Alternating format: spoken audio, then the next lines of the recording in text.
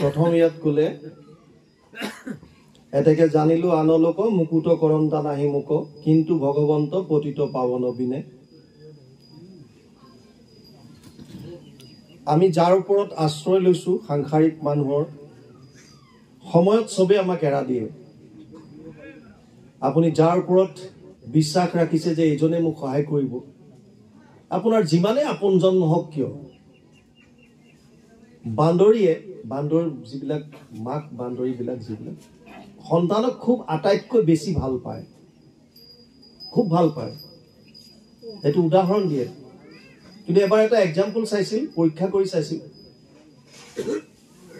এটা ড্ৰাম লৈ পেলাই তাত পোৱালিটো সোমোৱাই দি আৰু মাকজনীক বান্দৰজনীক তাত সোমোৱাই দিলে, দি পেলাই তাত পানী ঢালি আছে। পানী ঢালি থাকোঁতে যিজনী মাক বান্দৰী তাই পোৱালিটো ওপৰলৈ উঠাই এনেকৈ ধৰি আছে আৰু তাত লাহে লাহে পানী লেভেলটো বাঢ়ি আহি আছে। পানী লেভেল বাঢ়ি আহি আহি আহি যিমান পাৰে ওপৰলৈ হাতকেইটা উঠাই আছে মাকজনীয়ে। পোৱালিটোক ইমান মৰম কৰে। এসময়ত আহি যেতিয়া তাইৰ নাকত পানী সোমোৱা আৰম্ভ কৰিলে আৰু গম পাইছে যে মোৰ এতিয়া দিগদাৰ লাগিব, মই এতিয়া ডুব যাম, মোৰে মৃত্যু হ'ব, লাহেকে পোৱালিটো তললৈ পেলাই তাৰ ওপৰত উঠি দিলে। বুজি পাইছে? আমি যিমানেই নিজৰ নিজৰ নকওক কিয়, যিটো গজই নিজৰ পুত্ৰ পৰিবাৰক লৈ অহংকাৰ কৰি আছিল, যিটো পৰিয়ালক লৈ পেলাই মনতে ইমান দিন বিৰাট সপোন দেখি আছিল, ৰাখিব নোৱাৰিলে আৰু সকলো আঁতৰি দিলে।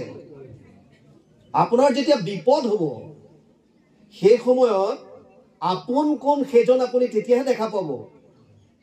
আপোনাৰ তেজ মঙহৰ মানুহজন যে আপোনাৰ আপোন হ'ব, বাকী পৰৰ এজন যে আপোন নহয়, সেইটো সময়ত দেখা পাব আপুনি।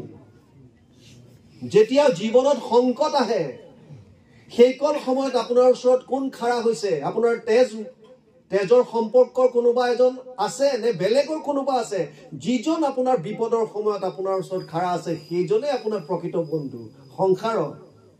আৰু আপুনি তেতিয়া দেখা পাব যে আপোনাৰ যিমান অঙহী বঙহী আছিল, আপুনি যেতিয়া বিপদত পৰিছে, আপুনি কিবা খোজে বুলি আপোনাক দৰ্শনে নিদিয়ে, আঁতৰে আঁতৰে পলাব। আপুনি যাতে আপোনাক দেখা পালে যেন কিবা আপুনি খুজিব, আপুনি কিবা বিচাৰিব, আপোনাক কিবা দিবলগীয়া হ'ব, আপোনাক দেখাই নিদিব, দূৰতে পলাব। গজেন্দ্ৰই উপলব্ধি কৰিলে আৰু এইটো উপলব্ধি কৰিলে যে যিটো পৰিয়ালৰ কাৰণে মই ইমান দিনে কষ্ট কৰি তেওঁলোকক ৰক্ষণাবেক্ষণ দি আছিলো, আজি মোৰ বিপদৰ সময়ত তেওঁলোকে আল্টিমেটলি চবে সাইড কাটি দিলে, কোনো নাহে, কোনো নাহে।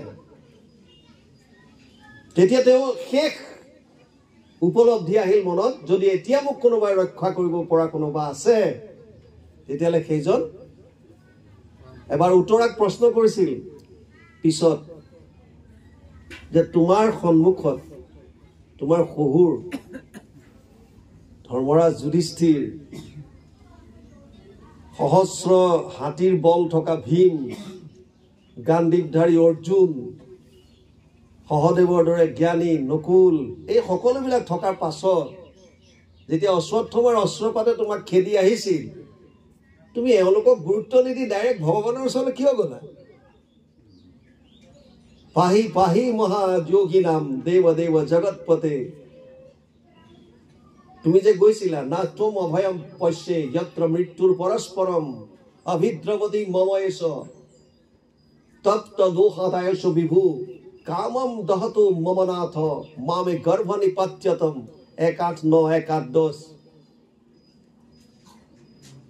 যেতিয়াই সৰ্পতে খেদি আহিছিল অশ্বত্থামাই, যেতিয়া বংশটোৱে নিশেষ কৰি দিম বুলি, উত্তৰাৰ গৰ্ভত থকা সন্তানটো যেতিয়া ধ্বংস কৰি দিম বুলি ব্ৰহ্মাস্ত্ৰ প্ৰয়োগ কৰিছিল, তেতিয়া উত্তৰাই ইফালে সিফালে সময় নষ্ট কৰা নাই, ডাইৰেক্ট ভগৱানৰ ওচৰত গৈছে, প্ৰভুৰ ওচৰত গৈছে। পাহি পাহি মহাযোগী নাম দেৱ দেৱ জগৎপতি, মোক ৰক্ষা কৰা, মই তোমাৰ চৰণত শৰণ ললো।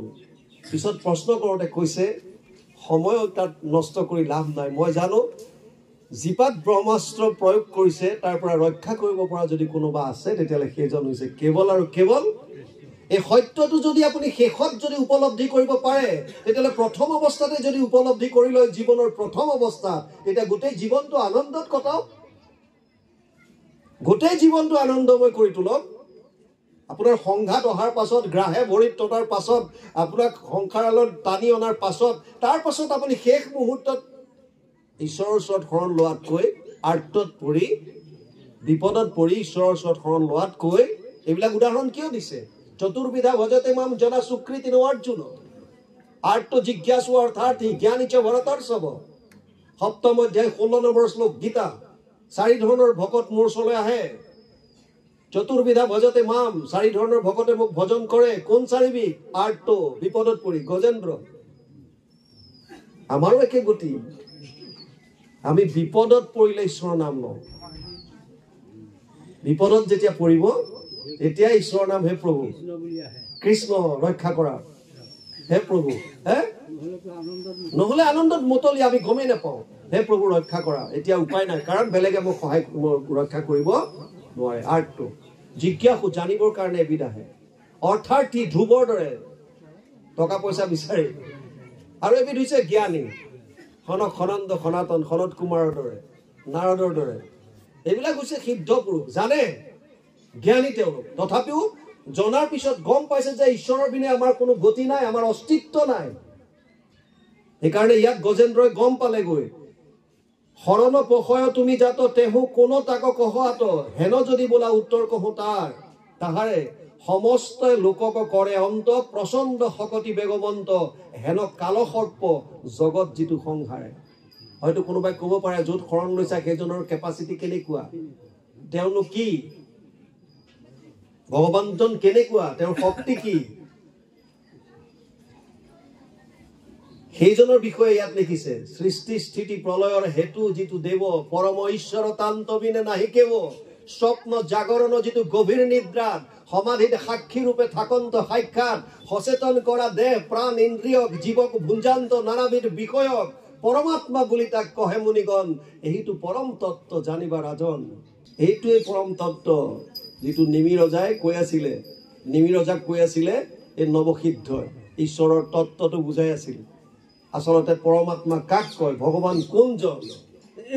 যিজনে সৃষ্টি স্থিতি প্ৰলয় এই তিনিওটা বস্তু যাৰ কেপাচিটিত আছে, যোনে সৃষ্টি কৰিব পাৰে, যোনে পালন কৰিব পাৰে আৰু যোনে সংহাৰ কৰিব পাৰে, সেইজন। ইয়াত কৈছে, যদি কোনোবাই কয় যে তুমি য'ত শৰণ লৈছা, শৰণ পশয় তুমি জাত তেহু কোনো তাক কহাত, হেন যদি বোলা উত্তৰ কহো তাহাৰে, সমস্ত লোকক কৰে অন্ত, প্ৰচণ্ড শকতি বেগবন্ত, হেন কালসৰ্প জগত কিটো যিটো সংহাৰে।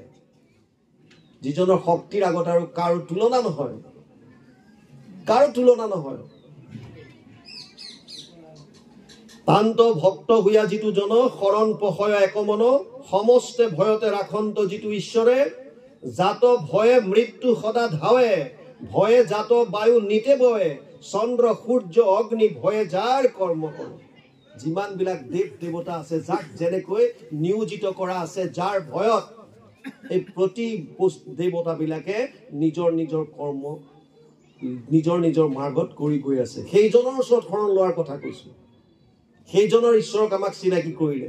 গীতাতটো অৰ্জুনক কৈছে, মত্ত পৰতৰম নান্যত কিঞ্চিদ অস্তি ধনঞ্জয়, মই সৰ্বমিদম প্ৰতম সূত্ৰে মণিগণায়। হে অৰ্জুন, মোতকে শ্ৰেষ্ঠ আৰু কোনো নাই। আমাক বহুতে প্ৰশ্ন কৰে, এতিয়া বেলেগ দেৱতাক পুজিলেনো কি হয়? কেৱল কৃষ্ণতেই যে পূজা কৰিব লাগে তেনেকুৱা কি আছে?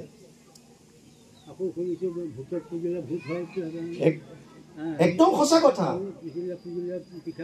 গীতাত আছে, গীতাত আছে, গীতাত আছে, यन्ति देवव्रता देवान् पितॄन् यन्ति पितृव्रता भूतानि यन्ति भूतेज्य यन्ति मध्याजिनो अपि माम। देवताक पूजिले देवताक प्राप्ति হয়, পিতৰক पूजिले পিতৰ, ভূতক पूजिले ভূত, আৰু মোক পূজা কৰা সকলে মোক পাব। আৰু বাকি দেৱ দেৱতা সকল ব্ৰহ্ম ভুৱনা লোকা পুনৰাৱৰ্তিন অৰ্জুন। বাকি দেৱ দেৱতাৰ কথা বাদেই দিয়ক। 8ম অধ্যায় 16 নম্বৰ শ্লোক, ব্ৰহ্ম ভুবনা লোকা পুনৰাবৰ্তিন অৰ্জুন। ব্ৰহ্মলোক পৰ্যন্ত পুনৰাবৰ্ত মানে ব্ৰহ্মাও হাত সাৰিব নোৱাৰে এই পুনৰ জন্মৰ পৰা। বাকি দেৱ দেৱতা আপুনি বাদেই দিয়ক, দেৱতা আপুনি মই হৈ আছো, শাস্ত্ৰৰ মতেতো হৈ আছো। যদি আপোনাৰ প্ৰাৰব্ধত আপুনি পুণ্য লৈ আহিছে তেতিয়া আপুনি দেৱতা হৈছে। আৰু কেতিয়ালৈকে আছে তে ত্বম ভুক্ত স্বৰ্গলোক বিশালম চীনে পৃগ্নে মৃত্যুলোকম বিশন্তি নৱম অধ্যায় 21 নম্বৰ শ্লোক। আপুনি ভাগত কি লৈ আহিছে? যদি আপুনি পাপ লৈ আহিছে তেতিয়া কীট পতংগ পোক পৰুৱা, আৰু যদি পাপ পুণ্য দুইটা আনিছে তেতিয়াহ'লে মানুহ। সেইকাৰণে মানুহৰ জীৱনত সুখ দুখ দুইটা আছে। যদি দুখ লৈ আহিছে, আৰু এইটো নহয় আপুনি যে অকল দুখ লৈ আহিছে এইটো হ'বই নোৱাৰে। অকল সুখ ল'লে তেতিয়াহ'লে আপুনি দেৱলোকলৈ গ'লহেঁতেন। অকল যদি দুখ লৈ আহিলেহেঁতেন তেতিয়াহ'লে আপুনি কীট পতংগ পোক পৰুৱা হ'লহেঁতেন। অনিষ্টম ইষ্টম মিশ্ৰম চ ত্ৰিবিধা কৰ্মনা ফলম, 8ম অধ্যায় 12 নম্বৰ শ্লোক গীতা। কি কৈছে তাত? 3টা ফল প্ৰত্যেকটো কৰ্মৰ, ভাল বেয়া আৰু মিশ্ৰিত, মানে পাপ পুণ্য আৰু পাপ পুণ্যৰ সংমিশ্ৰণ। যদি পুণ্য কেৱল থাকে আপুনি দেৱতা হ'ব। ঊৰ্ধ্বম গচ্ছতি সাত্বিকাঃ, ওপৰলৈ যাব কোনবিলাক? যিবিলাকৰ ভাল ফল, সাত্বিক ফল, পুণ্য। আৰু যাৰ অধোত যাব কোনবিলাক? যিবিলাক তামসিক অৰ্থাৎ বেয়া। আৰু মিডিলত কোন আহিব? যিবিলাক পাপ পুণ্যৰ মিশ্ৰণ থাকে। গতিকে সুখ দুখ দুইটা ভোগ কৰিব লাগে। আৰু আমাৰ মানুহৰ জীৱনত এনেকুৱা কোনো নাই যোনে ক'ব পাৰে যে মই জন্মৰ পৰা মৃত্যুলৈকে কেৱল দুখ আৰু দুখ পাইছো, আৰু এনেকুৱা কোনো মানুহ নাই যোনে ক'ব পাৰে যে মোৰ জন্মৰ পৰা মৃত্যুলৈকে কেৱল মই সুখে পালো। ই অসম্ভৱ। সুখ আৰু দুখ দুইটা আমাৰ জীৱনলৈ আহে, নিশ্চিতভাৱে আহিছো আমি। সেইকাৰণে প্ৰহ্লাদে দৈত্য শিশুসকলক এটা বৰ সুন্দৰ কথা কৈছিল যে যিহেতুকে দুখ নিবিচৰাকৈও আমাৰ জীৱনলৈ আহে, তেনেকৈ সুখ নিবিচৰাকৈও আমাৰ জীৱনলৈ আহিব। এতিয়া তুমি সুখ বিচাৰি হাহাকাৰ কিয় হৈছে? সুখায় কৰ্মাণি কৰতি লোক নাতে সুখম ৱা বন্যত বিপৰীতম ৱা। যিটো বিদুৰৰ প্ৰশ্ন আছিল, সুখৰ কাৰণে হাহাকাৰ কৰি ফুৰিছে মানুহে, সুখ নাপায়, দুখ পাইছে, কাৰণটো কি? আপুনি সুখ বিচাৰিছে কিয়? কাৰণ শাৰীৰিক সুখ যিটো আপুনি ভোগ কৰিম বুলি ভাবিছে, এইটো সুখ আপুনি বিচাৰি লাভ নাই। যিটো লৈ আহিছে সেইটো আপুনি পাবই। যেনেকৈ দুখ নিবিচৰাকে আপোনাৰ জীৱনলৈ দুখ আহিছে, তেনেকৈ সুখ নিবিচৰাকৈ আপোনাৰ জীৱনলৈ সুখ আহিব। আপোনাৰ প্ৰাৰব্ধত কি আছে? প্ৰাৰব্ধত ইয়াত এতিয়া গজেন্দ্ৰই কৈছে, যদি কোনোবাই সোধে যে তুমি যে শৰণ লৈছা সেইজন কেনেকুৱা, সেইজনৰ বিষয়ে কৈছে যে তান্ত ভক্ত হোৱা যিটো জন শৰণ পহয় এক মন, সমস্ত ভয়তে ৰাখন্ত যিটো ঈশ্বৰে। মনৰ যিমান ভয়, এই সমস্ত ভয়ৰ পৰা মুক্ত কৰিব পৰা যিজন ঈশ্বৰ। জাত ভয়ে মৃত্যু সদা ধাৱে, ভয়ে জাত বায়ু নিতে বয়ে, চন্দ্ৰ সূৰ্য অগ্নি ভয়ে যাৰ কৰ্ম কৰে। যাক ভয় কৰি বাকী যত যিমান গ্ৰহ নক্ষত্ৰ আছে নিজৰ নিজৰ জেগাত নিজে নিজে কৰ্ম কৰি আছে।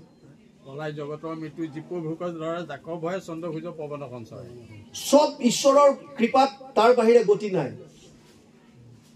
ইভেন আপুনি এটা উশাহ লোৱাৰ পাছত পিছৰ উশাহটো ল'ব পৰাৰ আহে নে নাহে সেইটো ডিপেণ্ড কৰিছে তেওঁৰে ওপৰত। কোনেও ক'ব নোৱাৰে যে মই ইমান দিন জীয়াই থাকিম, কাৰণ কচুপাতৰ পানীৰ দৰে।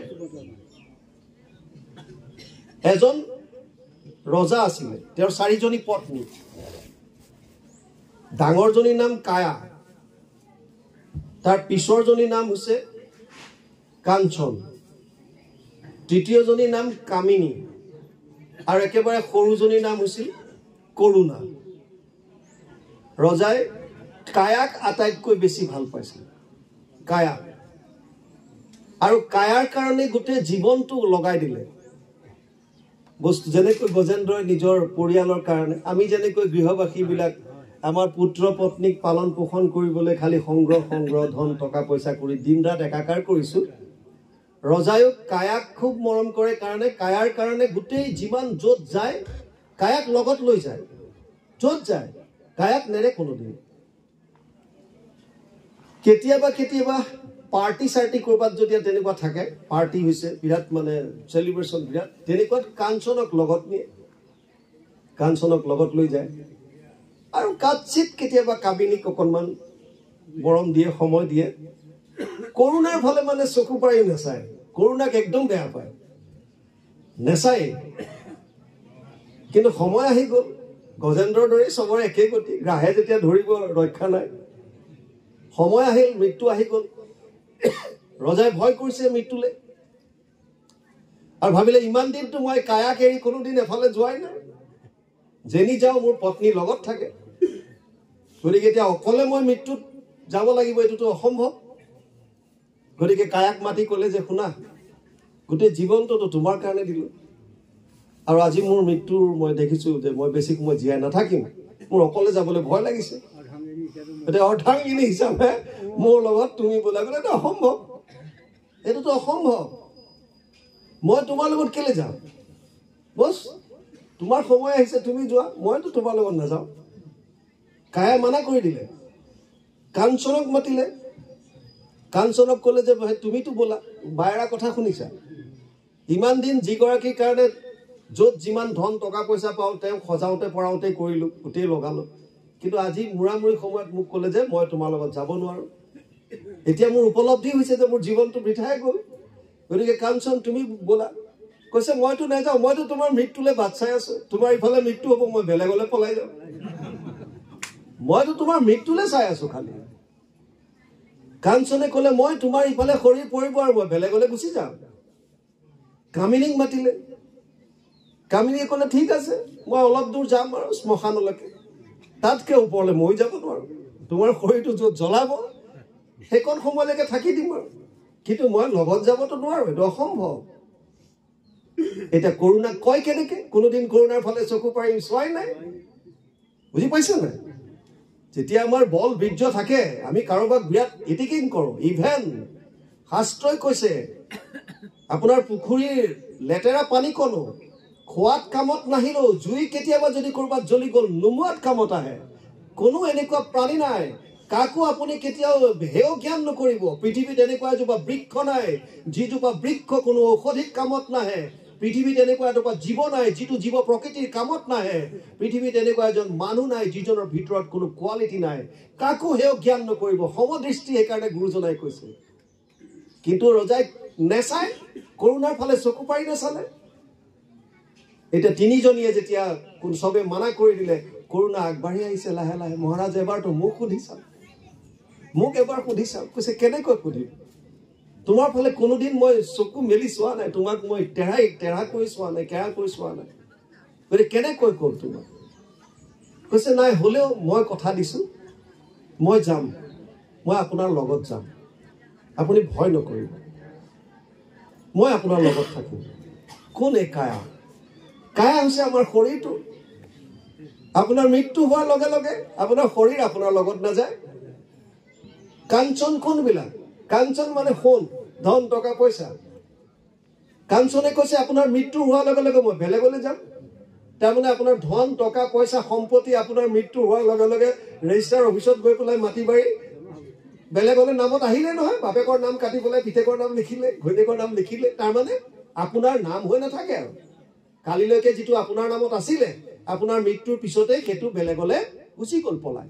কাঞ্চন, কামিনী, মিতিৰ কুটুম এইবিলাক কলৈকে যাব? এই যেতিয়ালৈকে শটো আছে তেতিয়ালৈকে ক'ব বেচেৰা বৰ বেয়া লাগিল আৰু, ভাল আছিলে মানুহটো, ভাল আছিলে, বিপদে আপদে অকণমান সহায় কৰিছিল, আৰু যি কি নহওক গ'ল আৰু, বছ ইমানেই চেছ আৰু। তাৰপিছত ওলাই অহাৰ পিছত আৰু যি হৈ আছে যি নাই চাবলৈ নাই। কায়া হৈছে পৰমাত্মা, ভগৱান, যিটো আত্মাৰ লগত থাকে। আৰু সেই পৰমাত্মাৰ প্ৰতি, সেই ভগৱানৰ প্ৰতি আমি সময় দিবলৈ আমাৰ জীৱন্ত অৱস্থাত আমাৰ সময় নাই। আমি শৰীৰটোক লৈ, কায়াক লৈ পেলাই ব্যস্ত হৈ আছো, কাঞ্চনক লৈ ব্যস্ত হৈ আছো, কামিনীক লৈ ব্যস্ত হৈ আছো, কিন্তু যিটো আচল তত্ত্ব, যি পৰমাত্মা, যি কৰোণা, তেওঁৰ প্ৰতি আমাৰ সময় নাই। আৰু যিটো মৃত্যুৰ পাছত আপোনাৰ লগত যদি কোনোবা থাকে সেইজনটো পৰমাত্মাই। মামে বংশ জীৱলোকে জীৱভূত সনাতন, ৫৫ অধ্যায় ৭ নম্বৰ শ্লোক। মোৰ অংশ, জীৱবিলাক মোৰ অংশ। ইয়াত সেইকাৰণে কৈছে হেন মহেশ্বৰ কৃষ্ণ স্বামী তাহান্ত শৰণ লৈলো আমি, শৰণৰ স্থান দেখাইলো নাৰায়ণ, তান্ত বিনে আন নাই নাই, হেন মনে চিন্তি গজৰাই, হুয়া সাৱধানে বুলিবে লৈলা বচন, সভাসদ হৈও নিশবদ অষ্টম স্কন্ধৰ শুনা পদ কথা ৰাখয় দেখিও শাস্ত্ৰ বিচাৰি ভাৰ্যা পুত্ৰ সংগ ভৈলে আতি দুখ বাঢ়ি যায় দিনে ৰাতি গজেন্দ্ৰতে তাক বুজিবাক কিছু পাৰি যিমান মেটেৰিয়েলিষ্টিক হ'ব সংসাৰৰ মাজত যিমান সোমাব সিমান দুখ বাঢ়িব আমাক শাস্ত্ৰত যে কৈছে পুত্ৰ পৰিবাৰ হবহি অসাৰ বুলি বাৰে বাৰে যে কৈছে কিয় কৈছে আপোনাৰ কাৰণে বেয়া ভাবি কৈছে নেকি যে আপোনাৰ পুত্ৰ বেয়া আপোনাৰ পত্নী বেয়া এইকাৰণে সব বাদ দিয়া নহয় 100% কৰ্তব্য কৰক তেওঁলোকক খোৱা বোৱাৰ যোগাৰ তেওঁলোকৰ প্ৰতি যিমান আপোনাৰ দায়িত্ব আছে 100% দিয়ক কিন্তু আসক্তি নহব যদি আসক্তি হৈ যায় আপুনি জীৱনত আটাইতকৈ যাক ভাল পায় আপোনাৰ প্ৰেমৰ লিষ্টত আটাইতকৈ যাক এক নম্বৰত ৰাখিছে সেই বস্তুটোৰ হৰণ ভগন হলে আপুনি আটাইতকৈ বেছি দুখ পাব সেইকাৰণে হেতু যদি সাংসাৰিক বস্তু হয় নাম্বাৰ 1ত ৰাখিছে প্ৰেমৰ লিষ্টখনত আপোনাৰ নাম্বাৰ 1ত যাক ৰাখিছে এটো যদি সাংসাৰিক বস্তু হয় বা ব্যক্তি হয় আপোনাৰ ধন টকা পইচা পুত্ৰ পত্নী পৰিবাৰ যাকে ৰাখক কিয় তাৰ যদি কিবা কাৰণত যদি হৰণ ভগন হল তেতিয়ালে আপুনি আটাইতকৈ আঘাত পাব এই আপোনাৰ পুত্ৰ হোক পত্নী হোক ধন টকা পইচা হোক সম্পত্তি হোক যিয়ে নহওক আৰু তাৰ বিপৰীতে যদি প্ৰেমৰ এক নম্বৰত যদি আপুনি ভগৱানক ৰাখিছে যিজন সনাতন কোনোদিন হৰণ ভগন নাই কালিও আছিল আজিও আছে কাইলৈও থাকিব সনাতন কিন্তু আমি প্ৰেমত সেইবিলাকক ৰাখিছো নাম্বাৰ 1ত যিবিলাকে আমাক আমি ভাবিছো ইয়াৰ পৰা অকমান সুখ পাম মোৰ ল'ৰাটোৱে মোক সুখ দিব মোৰ পত্নীয়ে মোক সুখ দিব তেওঁলোকে সুখ ক'ত বিচাৰি আছে সেইটো চাওক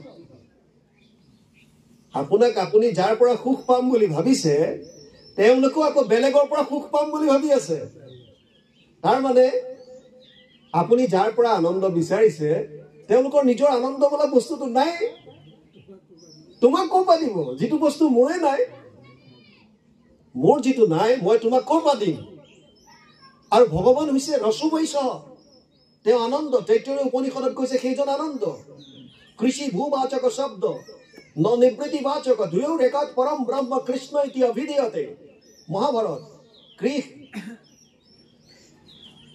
যিটো আমাৰ নামঘোষাত অনুবাদ কৰিছে মহাপুৰুষ মাধৱদেৱে কৃষি হেন শব্দ পৃথিৱী বাচক ভৈলা ন আনন্দ দুইৰো এক পদ মিলি পৰম ব্ৰহ্ম ৰূপ কৃষ্ণ নাম আনন্দক মাত্ৰ কয় এইটো শ্লোকৰ পৰা আনিছে উদ্যোগ পৰ্ব মহাভাৰত কৃষি ভূবাচক শব্দ ন নিবৃত্তিবাচক দুয়ো ৰেখাত পৰম ব্ৰহ্ম কৃষ্ণ ইতি অভিধেয়তে কৃষ্ণ মানে আনন্দ সেইকাৰণে গুৰুজনে বাৰে বাৰে কৈছে কৃষ্ণক শৰণ লোৱা তাৰ মানে তোমাক যিটো আনন্দ লাগে তুমি যিটো আনন্দ বিচাৰিছা সেই আনন্দটো কেৱল আৰু কেৱল কৃষ্ণত পাবা তাৰ বাহিৰে আৰু কোনো দিব নোৱাৰে নাই কাৰো হাতত ক'ৰ পৰা দিব আপোনাক ঔষধ লাগে আপুনি ফাৰ্মাচিত নগৈ হোটেলত বিচাৰিব নেকি আৰু আমি হোটেলত বিচাৰি আছো আপুনি হোটেলত ঔষধ বিচাৰিলে হোটেলত ক'ত পাব সেইকাৰণে আমি আনন্দটো উপলব্ধি কৰিব পৰা নাই আৰু ইয়াত সেইকাৰণে গজেন্দ্ৰই শেষত ক'লেগৈ সভাসদ হৈও নিশবদ অষ্টম স্কন্ধৰ শুনা পদ কবিয়ে লিখিছে কথা ৰাখয় দেখিও শাস্ত্ৰ বিচাৰি ভাৰ্যা পুত্ৰ সংগ ভৈলে আতি দুখ বাঢ়ি যায় দিনে ৰাতি গজেন্দ্ৰতে তাক বুজিবাক কিছু পাৰি যেতিয়ালৈকে মতলীয়া হৈ আছিল মোৰ ধন মোৰ টকা মোৰ পৰিবাৰ মোৰ অমুক মোৰ তমুক তেতিয়ালৈকে বিৰাট গণয়ন আহি যেতিয়াই কালে ধৰিলে যেতিয়া বিপদ আহিল জীৱনত দেখিলে যে মোক আৰু ৰক্ষা কৰোতা কেৱল ঈশ্বৰৰ বিনে কোনো দ্বিতীয় প্ৰাণী নাই বস আহি গ'ল লাইনত আৰ্তত পৰি ঈশ্বৰৰ ওচৰত শৰণ ল'বলৈ বাধ্য হ'ল গতিকে এই যে কাহিনীবিলাক যে আমাক দিছে কি বুজাইছে আপুনি বিপদত পৰিও হলেও ঈশ্বৰৰ ওচৰততো শৰণ ল'বই লাগিব আপোনাৰ গতি নাই তাৰ বাহিৰে আজি নহয় আপুনি কাইলৈ ল'ব এই জন্মত নহয় 10 জন্মৰ পিছত ল'ব লোৱাটো ল'বই লাগিব ই কনফাৰ্ম শাস্ত্ৰৰ কথা অথলে কেতিয়াও নাযায় শতকোটি জন্মান্তরে হুয়ে মহাভাগ নর শরীরক জীবে তেবে পাবে লাগ তাকো যেবে মোর দয়া ভইলা যাক প্রতি কেহিকে করিবে পারে আমার ভকতি ঈশ্বৰৰ কৃপা যেতিয়া হ'ব তেতিয়া ভক্তি কৰিব পাৰিব আৰু কৰাটো কৰিবই লাগিব আত্মাই পৰমাত্মাৰ লগত মিলন হ'বলৈ হলে আপুনি পৰমাত্মাক শৰণ ল'বই লাগিব তাৰ বাহিৰে গত্যন্তৰ নাই আন দেৱতাত তেতিয়ালৈকে আপোনালোকে শৰণ ভজন ল'ব কাংক্ষন্ত কৰ্মণাম সিদ্ধি যজন্তে ইহ দেৱতা আপোনালোকৰ মনৰ কামনা বাসনা পূৰণ কৰিবৰ কাৰণে বিভিন্ন দেৱ দেৱতাৰ ওচৰত আপোনালোক গৈছে কিন্তু যিটো ফল দিছে এই ফলবিলাকো ভগৱানে কৈছে ময়ে দিয়াই আছো চব সিহঁতৰ নিজস্ব আছে কিন্তু ক'ৰ পৰা দিব যাক যেনেকুৱা লাগে মই সেইফালে দি আছো গৈ থাক মোৰ কি আপত্তি গৈ থাক তহঁতে যেনেকে বিচাৰিছো কৰি থাক কিন্তু আল্টিমেটলি আমি এটা সময়ত ভগৱানৰ শৰণত আহিবই লাগিব আপুনি আজি আহক 10 বছৰৰ পিছত আহক 10 জনমৰ পিছত আহক আল্টিমেটলি ঈশ্বৰৰ শৰণৰ বিনে আত্মাৰ গতি নাই ইয়ালৈকে গৈছে পদে কৈছে হেন কৃষ্ণ বৈকুণ্ঠৰ নাথ তোমাত নিবেদু পৰমাৰ্থ মোৰ মনত যু কথাত ৰতি নকৰে পৰম অসাধু দুষ্ট আতি কামত আতুৰ দিনে ৰাতি হৈবে শোক ভয় আৰ্ত এইটো নিৰন্তৰে আমাৰ গতি গোটেইখিনি একেই এই বৈকুণ্ঠৰ নাথ যিজন তোমাক নিবেদিলো পৰমাৰ্থ মোৰ মন তজু কথাত ৰতি নকৰে তোমাৰ কথাত মোৰ মনটো নবহে তোমাৰ কথা শুনি মোৰ ভাল নাপাওঁ মই বাকি সংসাৰিক কথাবিলাকত বেছি আনন্দ পাওঁ আপুনি গাঁৱত যদি 1000 জন মানুহ আছে তাৰ ভিতৰত খুব জোৰত আপোনাৰ খুব জোৰত 10 জন বা 15 জনে ঈশ্বৰৰ কথা শুনি আনন্দ লাভ কৰে অসংখ্যাত শিখে পাতে কান আপোনাৰ 1000 জনৰ মাজত মনুষ্যানাম সহস্ৰেষু কচ্চিত ইয়ততি সিদ্ধায়া ইয়ততাম আপি সিদ্ধানাম কচ্চিত মম ব্যক্তি তত্ত্বত সপ্তম অধ্যায় 3 নম্বৰ শ্লোক গীতা 1000 জন মানুহৰ মাজত কোনোবা এজন মোৰ ওচৰলৈ আহিবলৈ চেষ্টা কৰে আৰু তেনেকুৱা 1000 জনৰ মাজত কোনোবা এজনে মোৰ তত্ত্বটো বুজি পায় বাকি যেতিয়ালৈ বাকিবিলাকে কি কৰে সব গ্ৰাম্য কথাত মজগুল সব গ্ৰাম্য কথা খালি সংসাৰৰ কথা যিটো কথাৰ পৰা না কোনো লাভ আছে না কিবা আছে কি পাব ইভেন অনুষ্ঠানলৈ অহাৰ সময়খনত সেইকণ সময়তো গ্ৰাম্য কথা পাতি থাকে তাৰ পৰা লাভ কি ঘৰৰ পৰা আহিছে ভাগৱত শুনিম আৰু ইয়াত আহি অমুকৰ অমুক হল তমুক হল এইটো ইফালে গ'ল আৰু এতিয়া লাভ কিটো তোমাৰ যিকণ সময় ঈশ্বৰৰ নাম লৈ আহিছে সেইকণ সময়তো ঈশ্বৰক দিয়া আৰু তোমাৰে যদি ঈশ্বৰক দিবলৈ সময় নাই তেলে কেনেকৈ সাহ কৰি আছে যে ভগৱানক মোৰ কাৰণে সময় আছে বুলি 24 ঘণ্টাৰ যদি 1 ঘণ্টা সময় তুমি ঈশ্বৰক দিব নোৱাৰা তে কেনেকৈ সাহস কৰিছে যে ভগৱানে মোক অকমান সময় দিব তেওঁতো এটা অকমান কেয়া দৃষ্টিও যদি চাই দিয়ে বচ উদ্ধাৰ হৈ গলা কিন্তু মাত্ৰ আমি এই গৃহ সংসাৰৰ পৰা অকণমান সময় উলিয়াই ঈশ্বৰৰ নাম গুণখিনি শ্ৰৱণ কীৰ্তন ভকতৰ লগত এই কৰাৰ অভ্যাসটো কৰিব লাগে এটলিষ্ট ইয়াৰ পৰা কি লাভ হ'ব আমি কি ভগৱানক পাই যাম নেকি যদি আমি এনেকৈ শ্ৰৱণ কীৰ্তন কৰি থাকো পাই যাব নহয় এনেদৰে শ্ৰৱণ কীৰ্তন কৰোতে মনৰ যিমান বিলাক কলুষতা কপটতা আছিল এই সব বিলাক নাইকিয়া হলে আপুনি ভগৱানকটো বেলেগত বিচাৰি যাবলগীয়া নাই দেৱৰ ঈশ্বৰ হৰি তান্ত মহা যত্ন কৰি লৈও এক শৰণ সাক্ষাৎ যাৰ ইচ্ছা মুখ্য পাইবে নালাগে দূৰক যাইবে আশা হৰি সবাৰো ইয়াতহে আছে তেতিয়া ইয়াত থকা বস্তুটো আমি দেখা কিয় নাই কাৰণ আমাৰ অন্তৰত মলি ভৰি আছে এই মলিবিলাক আঁতৰাবৰ কাৰণে এয়া অনুষ্ঠান এনেকৈ নাম প্ৰসংগ শ্ৰৱণ কীৰ্তন ভগতৰ সং ভগতৰ সেৱা কৰোতে এই মনৰ কপটতাবিলাক নাইকিয়া হ'ব কলুষতাবিলাক মইলাবিলাক নাইকিয়া হ'ব যেতিয়া মনৰ মইলা নাইকিয়া হ'ব তেতিয়া জল পটকে আপোনাৰ হৃদয়ত বিৰাজিত ভগৱান আপুনি দৰ্শন পাব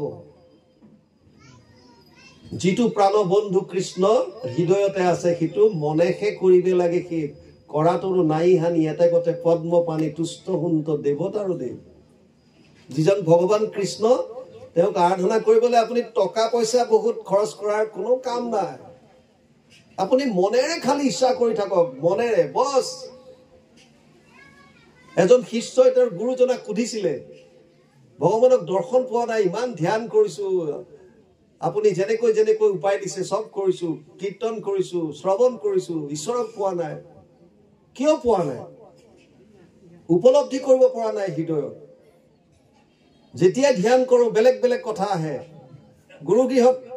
গুৰুগৃহত সোমাও ঈশ্বৰ আৰাধনা কৰিবলৈ, মই সোমাবলৈ ধৰিলোহে আৰু মনটো গুচিয়ে গ'ল কৰবালে। গ'লেই আৰু মন গ'লেই কেনিবা। মানে ইন্দ্ৰিয়ৰ দ্বাৰা ঈশ্বৰ আৰাধনা কৰিছো। বাহিৰৰ পৰা দেখিলে ভাবিব বা এজন বিৰাট ভকত, ৰাতিপুৱা গৈ পুৰা সেৱা কৰি আছে, কিন্তু আপোনাৰ মনটোতো গোটেই দেশ দুনিয়াত ঘূৰি আছে। আপোনাৰ মনটো যেতিয়া ভগৱানৰ চৰণত নায়েই, আৰু আপোনাৰ ইন্দ্ৰিয়ৰ দ্বাৰা কি কৰিছে ভগৱানে সেইবিলাক কোনো গুৰুত্ব নাই। ভাৱগ্ৰাহী জনাৰ্দন, ভাৱত কি আছে? কাৰণ ভগৱান আছে ইয়াত, ইয়ালৈ যাব পৰা বস্তু হৈছে মন, আৰু মনটোৱে আপুনি সংসাৰত লগাই থৈছে, আৰু বাকী ইন্দ্ৰিয়ৰ দ্বাৰা মানুহক দেখুৱাই ভকত সজাই থৈছে। কি লাভ হ'ব তাৰ পৰা? মানুহৰ দৃষ্টিত আপুনি ভকত বুলি ক'ব পাৰিব, 3 বস্ত্ৰ ধাৰণ কৰি এইটো বিৰাট ভকত, কিন্তু ভগৱানৰ দৃষ্টিত এইবিলাকৰ কাম নাই। যেতিয়ালৈকে মনটো চাৰেণ্ডাৰ নকৰে, মনটো সম্পূৰ্ণৰূপে যেতিয়ালৈকে দিব নোৱাৰে। মন মনা ভৱ মদ ভক্তা মদ দিয়াজি মাম নমস্কুৰু মামে বৈশ্যসি সত্যম তে প্ৰতিজানে প্ৰিয়সী মে। অষ্টাদশ অধ্যায় 65 নম্বৰ শ্লোক। মোকে মাত্ৰ সদা দিয়া মন, মোৰ ভক্ত হোৱা সৰ্বক্ষণ, মোকে পূজা মাত্ৰ মোকে কৰা নমস্কাৰ। কহিলো তোমাতো তত্ত্ববাণী পাইবা সুখে মোক মহামানী, তুমি প্ৰিয়তম সুহৃদ সখী আমাৰ। হৃদয়ত থকা বস্তুটো আপুনি লগ কৰিব কাৰণে আপোনাৰ কেৱল আৰু কেৱল যদি কিবা মিডিয়া আছে, জৰিয়া আছে, সেইটো হৈছে মন। আৰু এই মনটো যিহেতুকে আমাৰ লেতেৰা হৈ গৈছে, কলি যুগত মন মলিন হৈ আছে, ইয়াৰ পৰা পৰিত্ৰাণ পাবৰ কাৰণে এনে ধৰণৰ বস্তু আমাৰ অনুষ্ঠানৰ প্ৰয়োজন হয়। আমি যিমান শুনিম মহাপুৰুষৰ বাণীৰে, মাধৱদেৱৰ কৰ্ণপথে ভকতৰ হিয়াত প্ৰৱেশী হৰি, দুৰ্বাসনা হৰে সমস্তই, জলৰ যতেক মল যেহেন শৰৎ কালে স্বভাৱতে। যেতিয়া জল নিৰ্মল হ'ব তেতিয়া কি হ'ব? শৰৎ কালৰ জল যেতিয়া নিৰ্মল হয়, তেতিয়া তাৰ তলত থকা বস্তুটো আপোনাৰ জল জল পট পটকে দেখা পায়, দেখি পায়। ঠিক তেনেকৈ যেতিয়া আপোনাৰ হৃদয় পবিত্ৰ হৈ যাব, ইয়াত যিজন ঈশ্বৰ বিৰাজমান হৈ আছে সেইজনক আপুনি দেখা পাব। সচ্চিদানন্দ ৰূপী ঈশ্বৰজনক আপুনি দেখা পাব। কেনেকৈ? যেতিয়া আপোনাৰ মনৰ কলুষতা নাইকিয়া হ'ব। ইয়াত কৈছে হেন কৃষ্ণ বৈকুণ্ঠৰ নাথ তোমাত নিবেদু পৰমাৰ্থ, মোৰ মন তজু কথাত ৰতি নকৰে। এইটোৱে প্ৰব্লেম আমাৰ। মন চৌদিশে ঘূৰি ফুৰে। বহুতে মালা কৰাৰ কথা কয় যে মালা জপে, হাত মে মালা কৰে, এইটো হাতত লৈ পেলাই মালাটো গন্তি কৰি থাকে, কিন্তু মন ফিৰে চৌদিহি, মন যেতিয়া গোটেই চাৰিওফালে ঘূৰি থাকে, এনেকৈ কি ঈশ্বৰ আৰাধনা হ'ব? এইটো খালি ইন্দ্ৰিয়ৰ অভ্যাস হ'ব। সেইকাৰণে গুৰুজনাই এইবিলাক জপ তপ মালা এইবিলাকৰ কথা কোৱা নাই। কিয় কোৱা নাই? কাৰণ কেৱল তুমি ঈশ্বৰৰ নাম শুনা, ভকতৰ সংগ লোৱা, যদি শ্ৰৱণ কীৰ্তন কৰা, সেইখিনিক ৰোমন্থন কৰা, ভগৱানৰ নাম, ভগৱানৰ লীলা, ভগৱানৰ ধাম, ভগৱানৰ ভকত, ভগৱানৰ ৰূপ, এই 5টা বস্তুত মনটো লগাই থব পাৰিলেই তোমাৰ হৈ গ'ল। প্ৰভু ভগৱন্তৰ নাম, প্ৰভু ভগৱন্তৰ ৰূপ, প্ৰভু ভগৱন্তৰ লীলা, প্ৰভু ভগৱন্তৰ ধাম আৰু প্ৰভু ভগৱন্তৰ ভকত, এই 5টাৰ যিকোনো এটা বস্তুত যদি আমি মনটো লগাই থব পাৰিলো, তেতিয়াহ'লে আমাৰ হৈ গ'ল জীৱন। তাৰ বাহিৰে যত যিমান আছে, ধন টকা পইচা, পুত্ৰ পৰিবাৰ, গাড়ী দুৱাৰ, যত যিমান আছে সব অস্থায়ী, এইবিলাকৰ কোনো কাম নাইকিয়া। কিন্তু আমাৰ মনটোৱে সদায় এই সাংসাৰিক বস্তুবিলাকলৈহে যায়। তত্ত্বটো কিয়? মই প্ৰায় জেগাত কৈছো যে আমাৰ 2টা তত্ত্ব সোমাই পেলাই মই হৈছো। এটা হৈছে শৰীৰটো 24 তত্ত্বৰ দ্বাৰা। শৰীৰটো হৈছে মায়াৰ দ্বাৰা সৃষ্ট, মায়াৰ পৰা আহিছে। মায়াৰ 3টা গুণ, সত্য ৰজ তম, তাৰ পৰা মহতত্ত্ব, তাৰ পৰা অহংকাৰ, তাৰ পিছত পঞ্চভূত, 5 তন্মাত্ৰা, 5 জ্ঞানেন্দ্ৰিয়, 5 কৰ্মেন্দ্ৰিয়, মন বুদ্ধি অহংকাৰ। আচলতে যদিও চিত বুলি কয়, মই কালিও পৰহি এটা অনলাইন অনুষ্ঠানত কৈছিলো, আমাৰ যদি 24 তত্ত্বত যদি আমি চিত বুলি কওঁ, মন বুদ্ধি চিত অহংকাৰ, মোৰ অকমান তাত অকমান কেনা লাগি যায়, মই অকমান দিগদাৰ পাওঁ। চিত মানে চৈতন্যক বুজায়। মায়াটো সম্পূৰ্ণৰূপে জ্বৰ। মায়া যেতিয়া সম্পূৰ্ণৰূপে জ্বৰ বস্তু, তাত চৈতন্যটো ক'ৰ পৰা আহিব?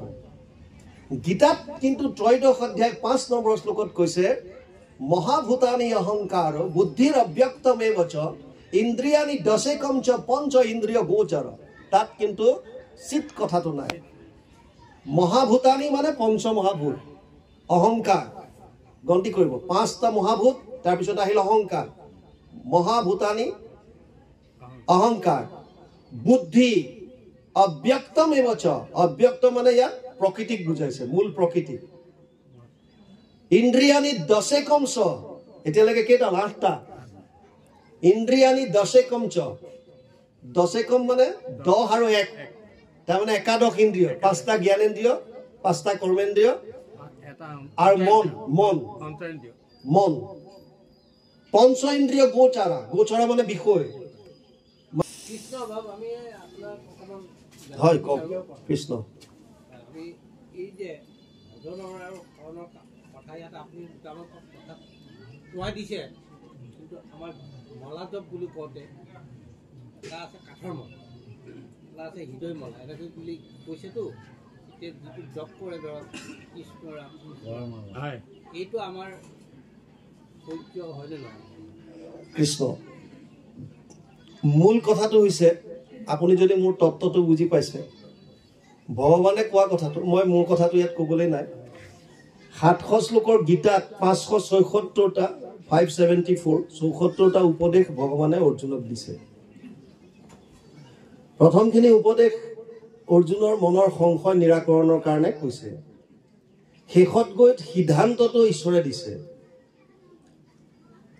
ভগৱানে কৈছে সৰ্বগুহ্যতমম ভূয় শ্ৰীনুমে পৰমম বচ ইষ্টসীমে দৃঢ়মিতি ততো বক্সামিতে হিতম। 8শ অধ্যায় 64 নম্বৰ শ্লোক গীতা। গোপনীয়ৰ পৰা গোপনীয় কথাটো এতিয়া তোক কম, তই শুন। মানে আচল ভজনৰ কথা আহি গ'ল আৰু বুজি পালে? গোপনীয়ৰ পৰা গোপনীয় কথাটো কম, এতিয়া তোক শুন, কাৰণ তই মোৰ অতি মৰমৰ, সেইকাৰণে তোকে কম। আৰু কি ক'লেগে লাষ্টত? মন মনা ভৱ, আপুনি এনেকে কৰক আৰু আপুনি হৃদয়ত মনে মনে কৰি থাকক আপোনাৰ কথা। বুজি পাইছে? কথাটো বুজি পালে, ধৰিব পাৰিলে? আল্টিমেটলি আপোনাৰ মনটো আপুনি পৰমাত্মাৰ ওচৰত দিব পাৰিছেনে নাই? আৰু এটা কথা মোৰ অকমান ডাউট, এইবাৰ আমাৰ সংঘৰ পৰা এখন স্মৃতি গ্ৰন্থ, মই অৱশ্যে গ্ৰন্থভাগী পোৱাই নাই এতিয়ালৈকে, মানে মোক কৈছিলে তেতিয়া যে বাপ অলপ দেৰি হ'ল, আমাৰ এটা লেখা ওলাইছে গীতাৰ এক শৰণৰ আধ্যাত্মিক তত্ত্ব বিচাৰ। আমি তাত লিখিছিলো শৰণ বস্তুটোতো যদিও আমাৰ কয় কায় মনো বাক্যে শৰণ, আমি লিখিছো যে কায় মন বাক্য তিনিওটাতো মায়াৰ বস্তু। যদি আপুনি চাই, কায় শৰীৰটো মনৰ মন আৰু কায় মনো বাণী তিনিওটাতো মায়াৰ বস্তুহে হ'ল। এতিয়া শৰণটো আপুনি মায়াৰ দ্বাৰা ল'লে ঈশ্বৰৰ ওচৰত কি হ'ব? তে শৰণটো কোনে ল'ব লাগিব? আচলতে শৰণটো ল'ব লাগিব আপোনাৰ আত্মা, আত্মাৰ শৰণ। আত্মাই নিজাববীয়াকৈ একো কৰিব নোৱাৰে।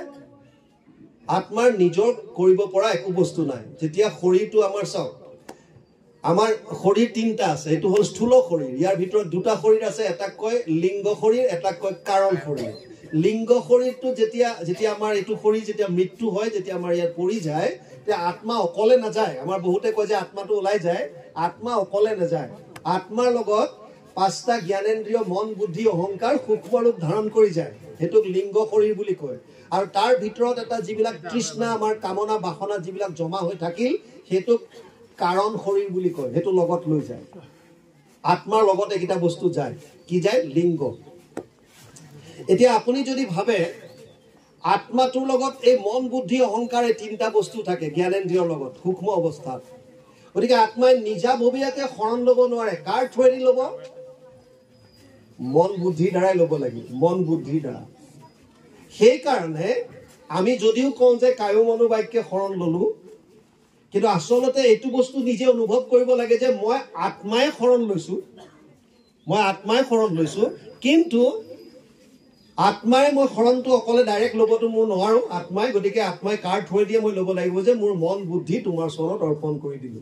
আৰু সেইকাৰণে গীতাত যদি আপোনালোকে চাই, অৰ্জুনক কৈছে ময়ে মন আধৎস মই বুদ্ধি নিবেশয় নিবশিষ্যসি ময়েব ত ঊৰ্ধনা সংশয়। দ্বাদশ অধ্যায়ত কৈছে তোৰ মনটো মোক দে, তোৰ বুদ্ধিটো মোক দে, মন বুদ্ধিটো মোক দে। বস্তুটো বুজি পাইছে? তত্ত্ব আছে ইয়াত। আপুনি কাই মনোবাক্য আমি কৈ থাকো, কাই মনোবাক্য তিনিওটাতো মায়াৰ বস্তু। তাৰমানে আপুনি বাচি আছে, আপুনিতো চাৰেণ্ডাৰ লোৱাই নাই, প্ৰভুক মায়াখিনিহে দিছো, মায়াখিনিহে দি থৈছো। সেইকাৰণে প্ৰথমতে উপলব্ধি কৰক, যেতিয়া ঈশ্বৰ আৰাধনা কৰিব, গুৰু যেতিয়া আপুনি যেতিয়া শৰণৰ যেতিয়া আপুনি গাব, এটা বস্তু প্ৰথমতে ভাবক যে মই আত্মাই কথাখিনি কৈ আছো, মোৰ কায়ো মনোবাক্য সমস্তখিনি তোমাৰ চৰণত অৰ্পণ। কাৰণ মই আত্মা, মই শৰীৰ নহয়। এই যিমান 24 তত্ত্বৰ দ্বাৰা সৃষ্ট আছে, এই গোটেই এইটো স্থূল বডি, ভৌতিক শৰীৰ বুলি কয়। ইয়াত এটা দ্বিতীয় বস্তু সোমাই আছে, এইটো হৈছে আত্মা।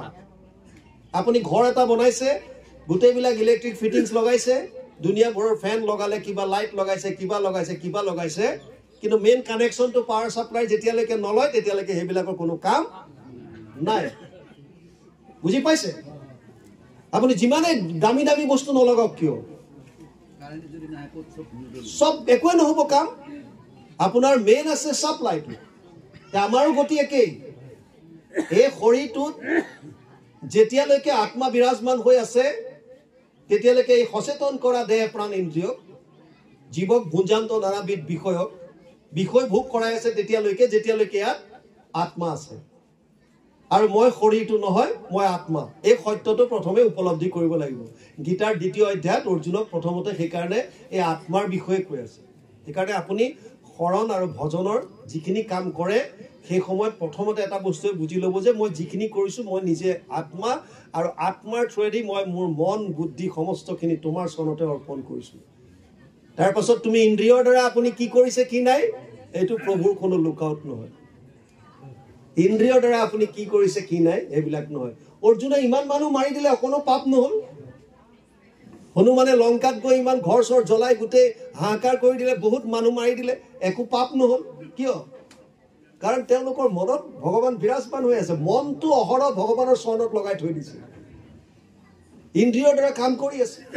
মনটো ঈশ্বৰৰ চৰণত, ইন্দ্ৰিয়ৰ দ্বাৰা বাকী কাম। বছ সিমানেই কথা। বাৰু যি কি নহওক, আপোনালোকৰ শিমলুগুৰি প্ৰাথমিক ন এখন, মই গ্ৰন্থ এভাগ লৈ আহিছিলোঁ। আপোনালোকে জানে মই য'তে যাওঁ কিবা এখন দি থৈ যাওঁ। আপোনালোকৰ শিমলুগুৰি প্ৰাথমিকৰ কাৰণেও গুৰুজনাই যি ভাগৱতত উপদেশ দি গৈছিল, সেই উপদেশখিনি সংকলন কৰা এখন গ্ৰন্থ আছে, মোক কহে গুৰু শংকৰ। মই গতিকে গ্ৰন্থভাগ এভাগ লৈ আহিছোঁ। আপোনালোকৰ ইয়াত প্ৰাথমিকৰ ফালৰ পৰা কোনোবা এজন আহি আমাৰ গ্ৰন্থভাগ গ্ৰহণ কৰি আমাক কৃতাৰ্থ কৰক। তাৰপিছত অকণমান আছে, সেইখন আলোচনা কৰি 2টা বজাত শেষ হ'ব বুলি কৈছে, আমি সামৰণি মাৰিম। কৃষ্ণ এতিয়া আমাক ইয়াত কৈছে, হে কৃষ্ণ বৈকুণ্ঠৰ নাথ, তোমাত নিবেদো পৰমাৰ্থ, মোৰ মন তজু কথাত ৰতি নকৰে। পৰম অসাধু দুষ্ট আতি, কামত আতুৰ দিনে ৰাতি, হৈবে শোক ভয়ে আৰ্ত এইটো নিৰন্তৰে। যেতিয়ালৈকে আমি কামত আতুৰ হৈ থাকিম, কাম মানে তৃষ্ণা। তৃষ্ণা কিয়? আল্টিমেটলি যত যিমানবিলাক কামনা বাসনা আছে, এইবিলাক আমি সুখ পাবৰ কাৰণে কৰোঁ। সুখ পাবলৈ আমি ভাবোঁ যে সংসাৰৰ ধন টকা পইচা, ঘৰ দুৱাৰ, পুত্ৰ পত্নী, পৰিবাৰ, এইবিলাকৰ মাজতে সুখ আছে, আৰু সেইকাৰণে আমি কামনাত দিন ৰাত একাকাৰ কৰি দিছোঁ, আৰু তাৰ কাৰণে আমি শোক আৰু মোহত আমি আবদ্ধ হৈছোঁ, আৰু তাৰ কাৰণে আমাৰ জীৱনত দুখৰ উপৰি দুখত আমি ভুগিবলগীয়া হৈছে। ইয়াত সেইকাৰণে কৈছে, ইয়াত অন্তৰ্যামী ৰূপে জানা তুমি, কহিতে নালাগে মোৰ স্বামী, কিন্তু প্ৰাণনাথ কৃপা মাত্ৰ কৰিও ক, ৰাম কৃষ্ণ আদি যত নাম, যেন গাইবে পাৰো অবিশ্ৰাম, বৈষ্ণৱ শবত মোৰ দুখ বুদ্ধি নৌক। কিমান সুন্দৰ কথা কৈছে। মই যাতে অহৰহ তোমাৰ ৰাম কৃষ্ণ নাম গাই থাকিব পাৰো, আৰু বৈষ্ণৱ শবত যাতে মোৰ বেয়া বুদ্ধি নহওক, বেয়া বুদ্ধি নহওক। চাওক, আপুনি পুণ্য কমাব পাৰিছে নে নাই এইটো পিছৰ কথা, বহুত পিছৰ কথা, কিন্তু নামৰ অপৰাধী নহ'ব, এইটো বৰ ডাঙৰ কথা। আপুনি কিমান দূৰ পুণ্য কমাব পাৰিছে, কিমান ঈশ্বৰ আৰাধনা কৰিছে, সেইটো আপোনাৰ কথা, কিন্তু চেষ্টা কৰিব কাকো নিন্দা নকৰিব। প্ৰথম কথা, নাম যদি চলি থাকে তাত গ্ৰাম্য কথা নাপাতিব, গুৰু নিন্দা নকৰিব, ভকতৰ নিন্দা নকৰিব, কোনো শাস্ত্ৰৰ কথা কাৰো ওপৰত বেয়াকে নকব। এইকেইটাৰ পৰা নিজক বচাই ৰাখক, কিয়নো আপুনি নিজে একো কৰিব পৰা নাই, আৰু থকা কণো আপোনাৰ যাব যদি আপুনি কেনেবাকে নামৰ অপৰাধী হ'ল। আৰু নামৰ অপৰাধী হোৱাৰ লগে লগে ভগৱানে কৈছে ময়ো ৰক্ষা কৰিব নোৱাৰো যিজন নামৰ অপৰাধী হৈ যায়। ভকতৰ দ্ৰোহ যিজনে আচৰণ কৰে সেইজনক প্ৰভু ভগৱন্তই নাৰাখে। অম্বৰীশৰ চৰিত্ৰবিলাক ভাগৱতত চৰিত্ৰবিলাকনো কিয় দিছে? ইয়াত যে ইটো কাহিনীৰ ওপৰত সিটো কাহিনী, সিটোৰ পিছত সিটো যে দিছে, কাৰণবিলাক কি? তাৰ মানে ইয়াৰ পৰা আমাক একোটা জীৱনৰ শিক্ষা দিছে। ইয়াত যদি এটা বেয়াও কোনোবা দেখুৱাইছে, সেই বেয়াটোৰ পৰা আপুনি কি ল'ব? এজন গুৰুৱে শিষ্যজনক ক'লে যে তুমি এইফালে যোৱা, বাটত যাকে পোৱা তাৰ পৰা জ্ঞান ল'বা। অৰ্ডাৰ দিলে, আগৰটো যেনেকৈ যাক অৰ্ডাৰ দিয়ে গুৰুৱে সেইটোকে মানে। তেওঁ গ'ল, গৈ পেলাই দেখিলে বাটত এটাই মদ খাই আহিছে আৰু একদম মুখে ফেন বাজ হৈ আছে, লেবা খাই পুৰা বাটত পৰি আছে। তাৰ পৰা কি জ্ঞান ল'ব? গুৰুজনক আহি ক'লেহি যে গুৰুদেৱ আপুনি ক'লে হয় যে বাটত যাকে পাম তেওঁৰ পৰা জ্ঞান লওঁ, কিন্তু মইতো বৰ বেয়া বস্তু এটা দেখিলোঁ।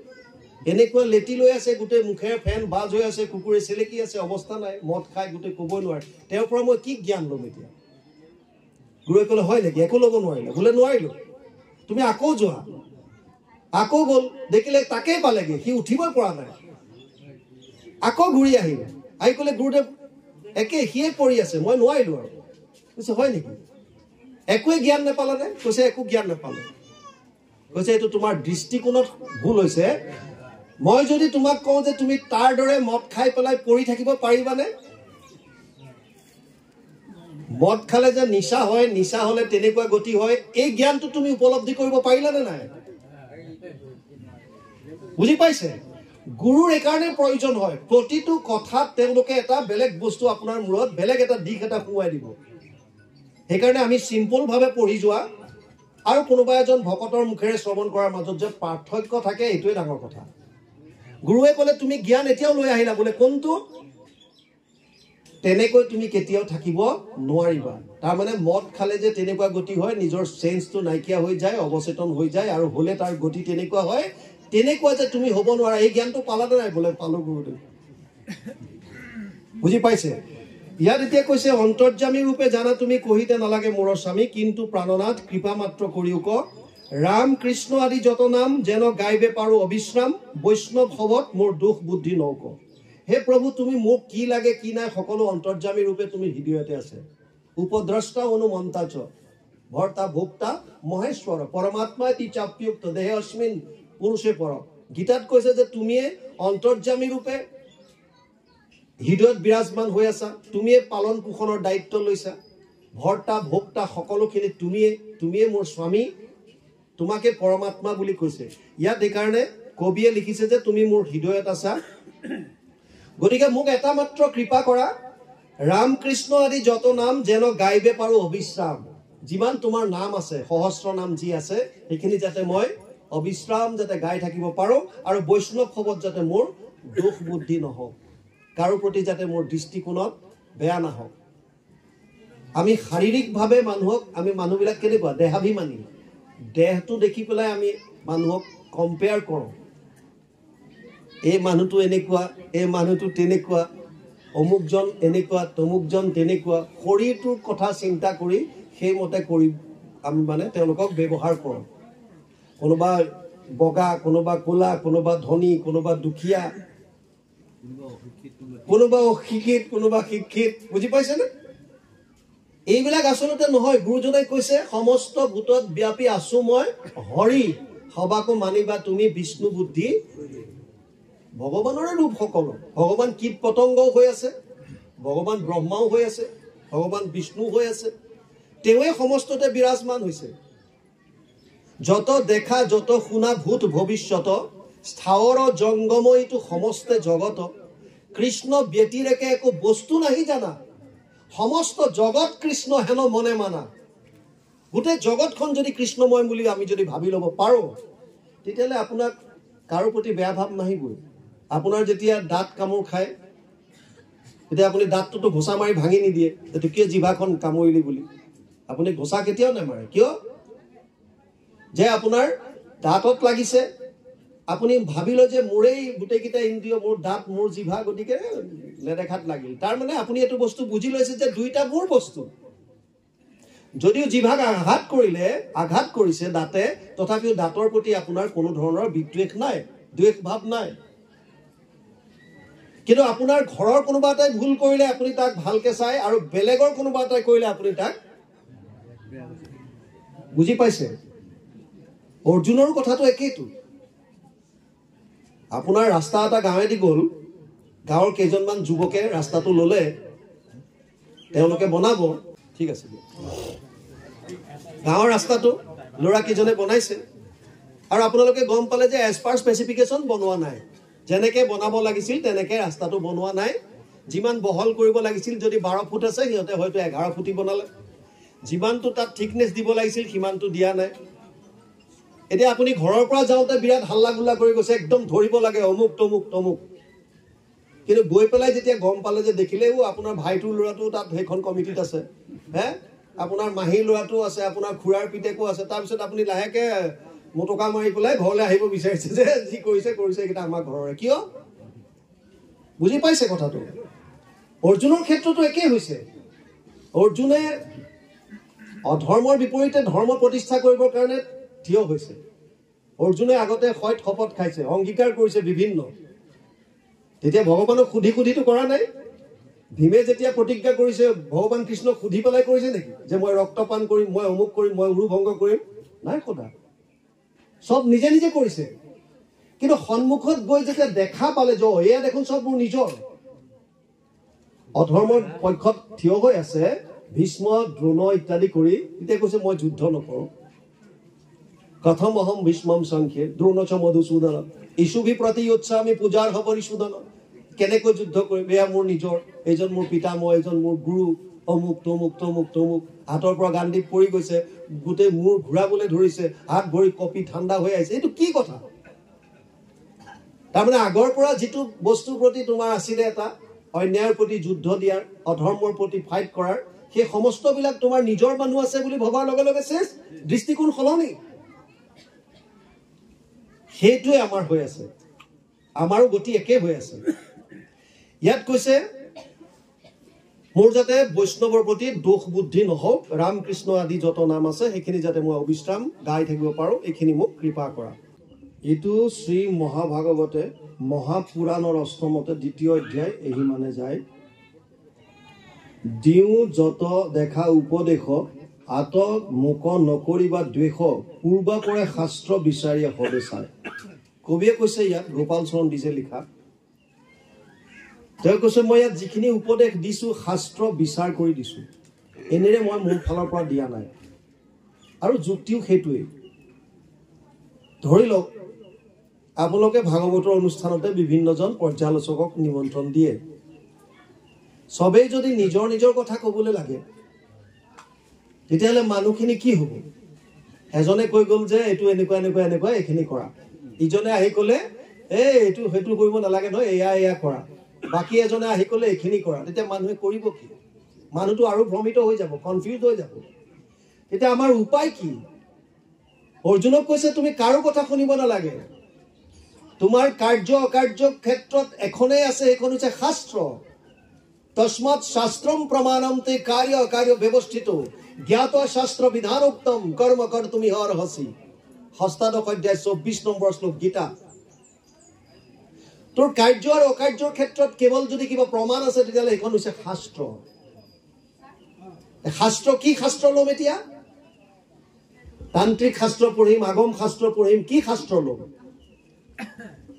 তেতিয়া আমি প্ৰায়ে কৈ আহোঁ যে প্ৰস্থান ত্ৰয়ীত যিটো কৈছে শ্ৰুতি প্ৰস্থান বেদান্ত বেদান্তৰ সাৰ হৈছে সৰ্ব বেদান্ত সাৰম হি শ্ৰী ভাগৱতম ইষ্যতে ভাগৱত শাস্ত্ৰ স্মৃতি প্ৰস্থান গীতা ন্যায় প্ৰস্থান ব্ৰহ্মসূত্ৰৰো টিকা ভাষ্য ভাগৱত গতিকে আল্টিমেটলি শাস্ত্ৰৰ উত্তম দুখনেই গ্ৰন্থ আছে সেই দুখন হৈছে গীতা আৰু ভাগৱত যদি গীতা ভাগৱতত কিবা আছে তেতিয়াহ'লে আপোনালোকে সেইমতে কৰক আৰু গীতা ভাগৱতত গীতাত চাওক প্ৰত্যেকটো কথাত আপুনি সদায় লাষ্টত চাব শাস্ত্ৰৰ ফাইনেল ডিচিশ্যনটো কি দিছে সিদ্ধান্তটো কি প্ৰথমতেতো বহুত আলোচনা কৰিছে আমি হোষ্টেলত থাকোঁতে ঘৰলৈ চিঠি তেনেকৈ লিখোঁ মৰমৰ মা মৰমৰ বাইদেউ মৰম লবি অমুক তমুক গাঁৱত তমুকৰ ভাল নে কিবা কিবি লিখি লাষ্টত লিখোঁ পইচাকেইটা সোনকালে পঠাই দিবি টাৰ্গেটটো আমাৰ সেইটো ওপৰখিনি বহুত লিখিলো হয়, এইটোতো আৰু এক পাত ভৰাই দিওঁ পুৰা একদম। তেতিয়া আল্টিমেটলি আমাৰ টাৰ্গেট কি থাকে যে পইচাকেইটা সোনকালে পঠাবি, তাৰমানে সেইটোহে আচল বস্তু। এতিয়া গীতাত অৰ্জুনে যিমান যত যি সুধিছে তাক কৈ কৈ গৈছে, কিন্তু শেষত সিদ্ধান্ত কি দিলে? সৰ্বধৰ্মান পৰিত্যাজ্য মাম একম শৰণম ব্ৰজ অহম ত্বা সৰ্ব পাপেভ্যো মোক্ষয়িষ্যামি মা শুচ। তই সব বাদ দি পেলাই মোৰ ওচৰত আহ, মই মোৰ ওচৰত শৰণ ল। সৰ্বধৰ্ম এৰি একো শৰণ সাক্ষাৎ সুদৃঢ় বিশ্বাসে সখী লৈ কো আমাক। নকৰিব ভয় হেৰা কৰো অংগীকাৰ, সমস্ত পাপত মই কৰিব নিষ্ঠা। মই তোমাক সমস্ত পাপৰ পৰা উদ্ধাৰ কৰি দিম, তুমি মোৰ ওচৰত শৰণ লোৱা। ভাগৱতে সমস্ত ভাগৱত 18,000 শ্লোকৰ কৈ কৈ কৈ শেষত কৈছে নাম সংকীৰ্তনম জয়স্য সৰ্ব পাপ প্ৰণাশনম প্ৰণাম দুঃখ সমাৰত্তম নমামি হৰিম পৰম। সব বাদ দি পেলাই ক'লে শেষত যে নাম কীৰ্তনেই মূল। আল্টিমেটলি শ্ৰৱণ কীৰ্তন ঈশ্বৰৰ নাম, ইয়াতে সমস্ত পাপৰ পৰা মানুহে পৰিত্ৰাণ পাব পাৰে। আৰু সেইকাৰণে ইয়াত কবিয়ে লিখিছে যে ভাগৱতত যিখিনি মই উপদেশ এইখিনি দিলো, এইখিনি উপদেশো মই শাস্ত্ৰ চাই আনি পেলাইহে দিছো। তাৰপিছত লিখিছে আশা সমজ্যাৰ যত লোক মোক কৃপা কিছু কৰি উক কু কথা এৰিয়া বৈষ্ণৱত প্ৰীতি কৰি শুনা কৃষ্ণ কথা দিনে ৰাতি সাধু সংগে নাম গায়ো আতি দাগ চাৰি খবে বুলি উক হৰি হৰি। আন কথা সব পৰিহাৰ কৰি গ্ৰাম্য কথা সব ত্যাগ কৰি কেৱল আৰু কেৱল ঈশ্বৰৰ নাম লোৱাৰ কথা কৈছে। কি কৈছে? শুনা কৃষ্ণ কথা দিনে ৰাতি, যিমান পাৰা শ্ৰৱণ কৰা। শ্ৰৱণ কৰা, শ্ৰৱণ কৰিলে কি হ'ব? মাধৱদেৱে মহাপুৰুষে কোৱাৰ দৰেই আমি যিমান শুনিম সিমান শুনিলে শুনোতে শুনোতে শুনোতে শুনোতে মনৰ যিমানবিলাক কপটতা আছে লাহে লাহে লাহে লাহে নাইকিয়া হ'ব। আৰু কথা শুনিলেহে গুছে মনৰ সংশয়। মনত যিমানবিলাক সংশয় আছে, যিমানবিলাক শংকা আছে, এইবিলাকো দূৰ হ'ব কেতিয়া? যেতিয়া আমি শ্ৰৱণ কৰিম। শেষত শুনা কৃষ্ণ কথা দিনে ৰাতি সাধু সংগে নাম গায়ো আতি। আপোনালোকে যদি শাস্ত্ৰত চাই কেইটামান কথা ইয়াত মূল কৈছে। এটা হৈছে ভকতৰ সংগ। বাৰে বাৰে কয় কৃপাৰ সাগৰ দৈৱকী নন্দন পুৰিও মনৰ কাম, ভকতৰ সংগ সদা নগৈছো মুখে তোৱা গুণ নাম। ভকতৰ সংগ ল'বলৈ বাৰে বাৰে কয়। কিয় কয় ভকতৰ সংগ ল'বলৈ? কি আছে ভকতৰ সংগ তেনেকুৱা? ভকত মানে সেইজন ভকত যিজনে কেৱল মনটো তেওঁৰ মন বুদ্ধি সমস্ত ঈশ্বৰৰ চৰণত অৰ্পণ কৰি ৰাখিছে।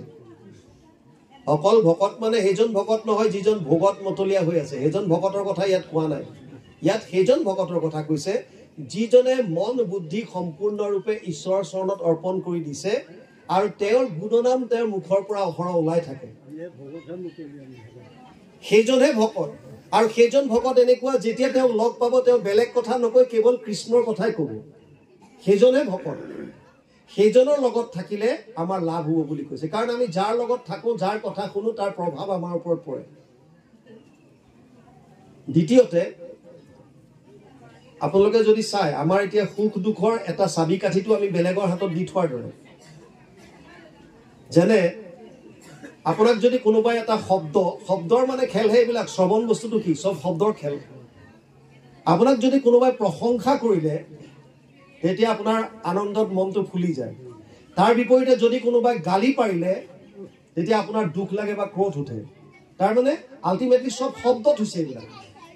এতিয়া এই যে আপোনাৰ কোনোবাই আপোনাক প্ৰশংসা কৰিলে আপুনি ফুলি গ'ল, কোনোবাই গালি পাৰিলে আপোনাৰ দুখ লাগিল, তাৰ মানে আপোনাৰ চাবি কাঠিটো আপুনি বেলেগৰ হাতত দি থৈছে।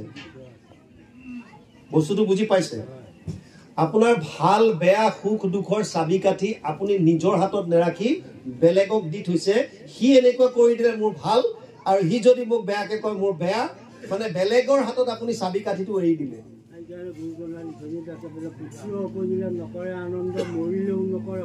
বিলকুল স্থিতপ্ৰজ্ঞ এইবিলাক।